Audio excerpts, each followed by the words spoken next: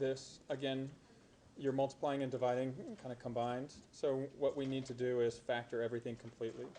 So if we look at this numerator, okay, what you want to do is, again, you can either try trial and error, or you can rewrite the middle term. If we take 9 times a negative, or 4 times a negative 9, we get negative 36. Are there two factors of negative 36 whose sum is positive 16?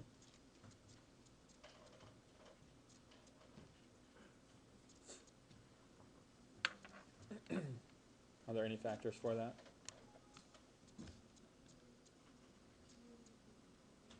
And so you're looking for, if you want to try factoring this by rewriting the middle term, okay, what you can do is look to see, take the leading coefficient times the constant.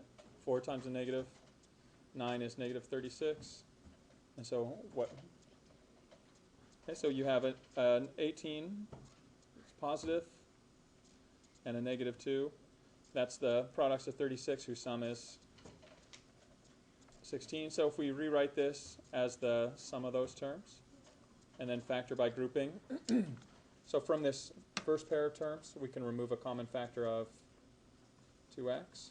That leaves us with 2x minus 1.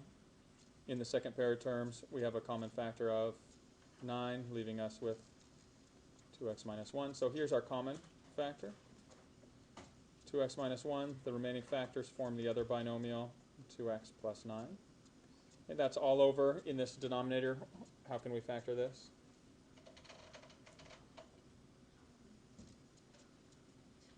Remove x, it's just a common factor. Left with x minus 1. We can move to the next. The next is just two terms. What common factors can we remove? 3x squared, leaving an x minus 1 in the denominator. Again, the leading coefficient and constant are prime numbers, so this one is probably just easier just to trial and error. Okay, so we know that the product is positive, which means each of these signs is the same. Since the sum is negative, they both have to be negatives. And the only factors of 1 are 1 and 1, so you don't even need to try anything, and it's the only thing that works. So you have your 2x minus 1 and your x minus 1. And then we're going to invert and multiply here. So let's take this numerator. Okay, so if you take the numerator, you may want to look and see you have a perfect square at the beginning,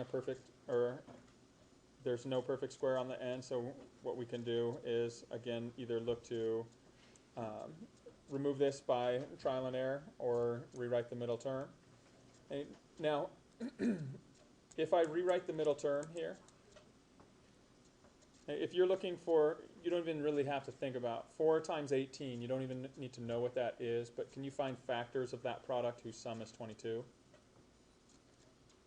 4 and 18, right? It's those themselves. So what we could do is we could just split this right off into 4x plus 18x. If we rewrite our middle term as that sum, we can now factor by grouping. Again, same thing that we did down here. Remove a common factor of 4x, which leaves a 4x plus 1. Remove a common factor of 18, which leaves a x plus 1. So the common factor comes out as x plus 1. Again, we invert and multiply, so that's going to go in the denominator. And then 4x plus 18 comes out as well. And then in our denominator here, this just has binomial factors. First term's x. Second terms have a product of negative 6 and a sum of positive 5. The product is negative, so the signs are different.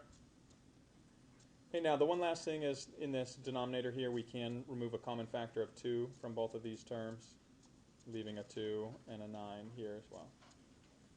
All right, so here's our simplified form. Kira? On here? We did. Yeah.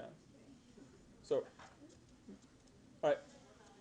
So when you look to simplify this, you cancel any common factors. The 2x plus 9s do cancel. This x cancels with one of these.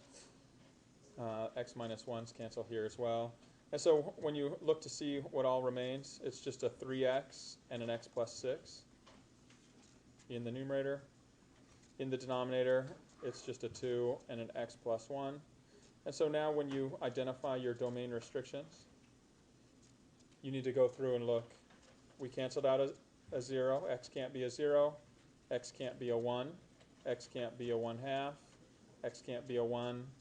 Here these are shown. Here x can't be -9/2. And remember, again, one of the things that you're always going to see me do, when you invert and multiply, you have to consider all the factors in the numerator and denominator of that. So we also see up here, x can't be a -6. So you have to identify all those different restrictions. So from smallest to largest, -6, then -9/2.